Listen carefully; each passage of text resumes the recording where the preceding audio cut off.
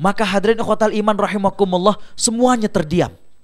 Dan saya lihat semuanya mengeluarkan sesuatu dari dalam tasnya. Saya nengok, ya. Baru saja saya nengok, orang di samping saya itu langsung mengatakan, kamu mau? Saya tertarik, saya ambil. Dan ternyata Bible dalam bahasa Arab. Saya pun gak mau kalah, saya keluarkan dari tas, saya hadiahin Quran. Setelah itu kita berdialog, ya. Kita tidak ingin membahas dialog saya dengan dirinya, tapi yang menarik adalah sebegitu semangatnya dia untuk mendakwahi orang lain. Nengok doangan langsung ditanya, kamu mau? Ya. Inilah hadirin ikhwatal iman rahimakumullah yang kita inginkan, semangat dakwah di antara kita. Ya. Dengan demikian hadirin ikhwatal iman rahimakumullah, banyak hal yang bisa kita lakukan untuk mengajak orang kepada Allah Subhanahu wa taala. Ya. Kita masuk sekarang hadirin ikhwatal iman rahimakumullah, yaitu tentang caranya. Ya. Banyak cara hadirin ikhwatal iman untuk kita berdakwah. Ya. Yang pertama, yang utama adalah hadirin ikhwatal iman, bagaimana kita berdakwah dengan perilaku kita. Sebagaimana tadi yang sudah disampaikan hadirin ikhwatal iman, bukankah ketika Islam itu begitu indah nampak dalam diri kita, maka kita bagaikan kupu-kupu yang akan memikat orang lain. Ya. Saya masih teringat ketika pertama kali berdakwah ke Australia, ya. Saat itu 2008 hadirin ikhwatal iman, diundang di Masjid Tempe di Sydney, ya. Nyampe, kemudian ada beberapa kawan yang bilang, waduh Ustaz, ini negara emang negara kafir. Saya bilang, sebelum saya nyampe emang udah tahu, saya bilang, ya. Kenapa ente bilang begitu? Iya Ustaz, kita mau ngegedein masjid, nggak boleh. Ya. Saya kemudian terdiam, saya bilang saya baru nyampe, saya belum tahu nih keadaan di sini. Ya. Selang 4 hari, maka kemudian saya panggil lagi orang yang ngomong gitu. Saya bilang, sini, saya udah ketemu jawabannya. Saya bilang, ya, kenapa mereka kemudian menolak kita ingin meluaskan masjid? Jawabannya sederhana, karena kita belum menunjukkan keindahan Islam dalam diri kita. Saya bilang saat itu, ya, masjid kita yang masih segede gini saja, pada saat kita parkir, itu sudah membuat mereka resah. Sesuatu yang sederhana, bagaimana kalau kita ingin memperluas masjid ini? Ya.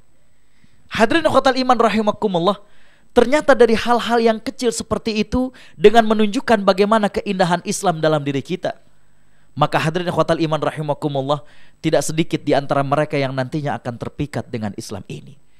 Itulah cara kita berdakwah yang pertama. Bagaimana menunjukkan dalam sikap kita. Ketika kita bekerja, kita menunjukkan bagaimana sikap muslim yang amanah, jujur, profesional, ya. Makanya belum lama ini saya mengatakan ada sebuah buku yang cukup bagus, ya, yang berjudul West Muslim and the Future of Islam, ya. Beliau mengajak kepada kita untuk melebur, ya.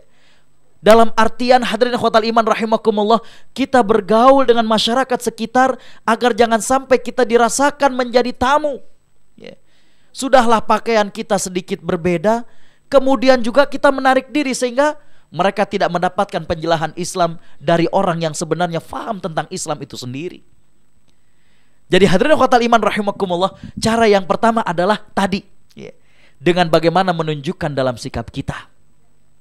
Yang kedua hadirin ikhwatal iman rahimakumullah, ya, cara berdakwah yang bisa kita lakukan adalah hadirin ikhwatal iman rahimakumullah, ya, dengan apa yang kita mampu, dengan apa yang kita miliki. Yeah. Hadirin yang berada di Australia, hadirin yang berada di Melbourne seperti ini, maka kemudian kita mencoba untuk memikirkan apa yang mampu untuk saya berikan, untuk ngajak orang, untuk kemudian berdakwah agar orang semakin baik. Yeah. Oh Ustadz, saya punya waktu kosong buat ngajarin anak-anak di TPA. Oh alhamdulillah. Yeah. Saya cerita beberapa hari yang lalu, jadi sebelum Ramadan kita beberapa ustadz ke KJRI Sydney, Zat. Target kita waktu itu adalah minta dan juga bekerja sama dengan konsulat jenderal untuk berdakwah kepada saudara-saudara kita orang muslim, orang Indonesia yang ada dalam penjara. Dan mereka-mereka ini kebanyakan tidak bersalah. Mereka-mereka ini yang saya cerita adalah hadirin ikhwatal iman rahimakumullah, ya. Karena sebagian nelayan nggak ngerti, tiba-tiba ada kapal, ayo tolong dong, ya.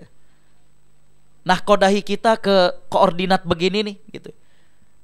Nggak taunya mereka yang rencananya mau ngejala ikan, ternyata mereka bawa kapal tersebut masuk ke Australia dan isinya adalah orang-orang gelap.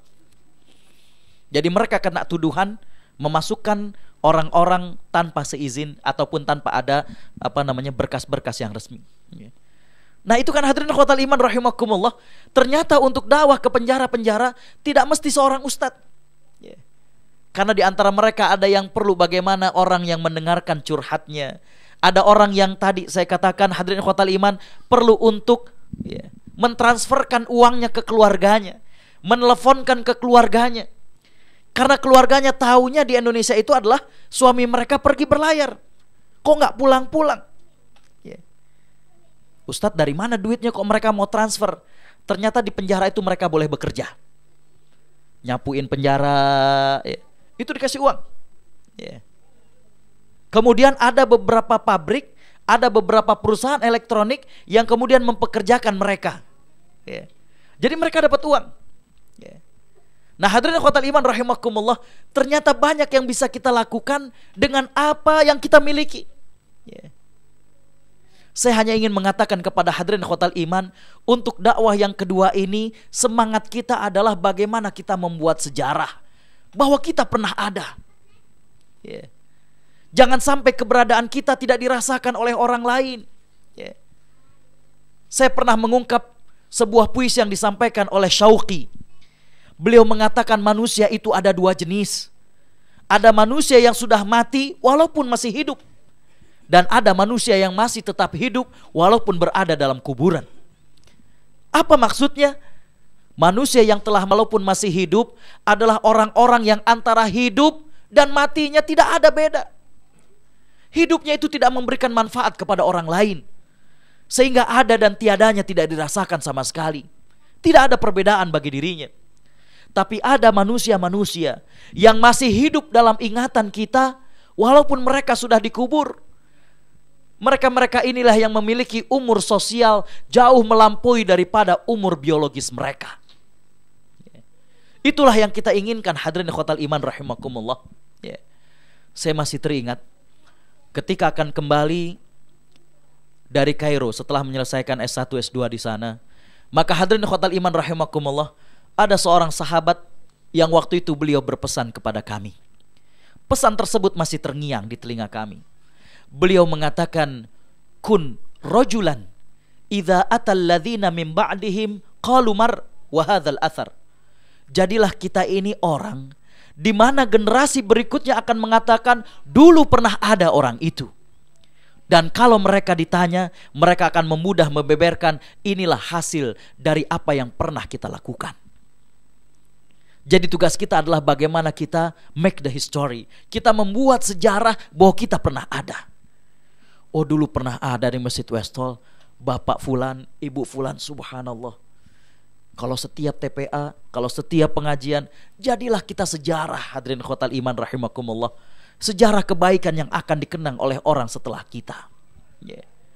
Hadirin ikhwatal iman rahimakumullah.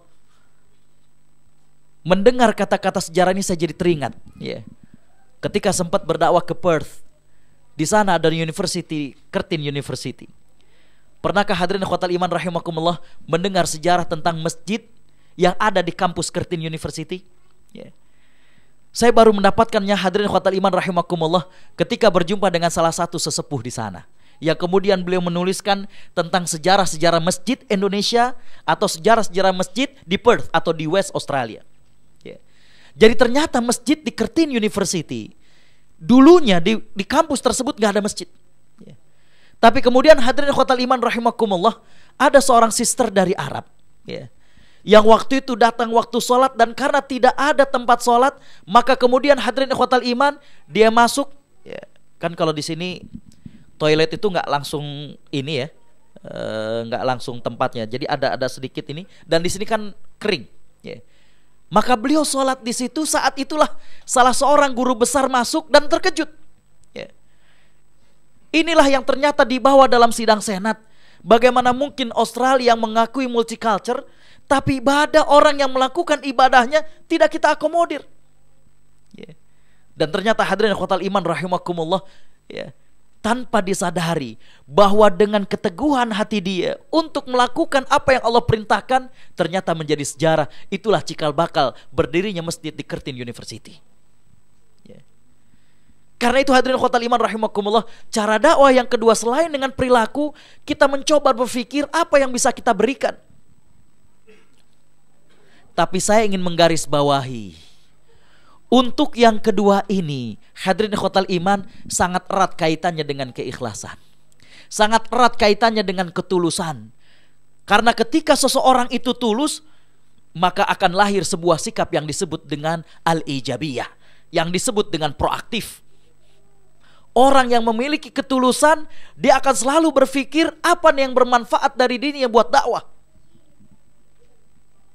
Ketika Nabi SAW bersama para sahabat, saat itu Nabi SAW dengan para sahabat ingin menyembelih seekor unta. Maka Nabi bertanya, siapa yang pandai untuk menyembelih unta ini? Ada seorang sahabat yang mengangkat tangannya. Kata Nabi, siapa yang pandai menguliti? Ada lagi. Maka kemudian Nabi mengatakan, biar aku yang mencari kayu bakar. Jadi hadirin khotal iman rahimakumullah, al-ijabiyah, al-basata fi hayatid da'iyah, proaktif dan kebersahajaan atau humble dalam kehidupan seorang pendakwah berasal dari sebuah keikhlasan. Ketika kita lihat, oh ada orang yang sudah membawakan makanan, ada orang yang sudah membawakan iftar dan sahur, apa yang bisa saya lakukan? Nyuciin piringnya deh. Orang yang ikhlas tidak membedakan antara amal kecil dan amal besar. Orang yang ikhlas tidak pernah membedakan ini amal, ini kerja nantinya akan tampil ataukah tidak. Bahkan hadirin khotal iman rahimakumullah, kalau berbicara tentang masalah keistiqomahan, maka salah satu ungkapan dalam bahasa Mesir, ashabul kawalis athbat minal mumathilin. Orang yang kerjanya di balik layar terkadang lebih teguh dan istiqomah ketimbang orang yang main dalam sandiwara itu. Apa maksudnya? Orang yang sering tampil terkadang hadirin khotal iman rahimakumullah, sukar bagi diri dia untuk istiqomah.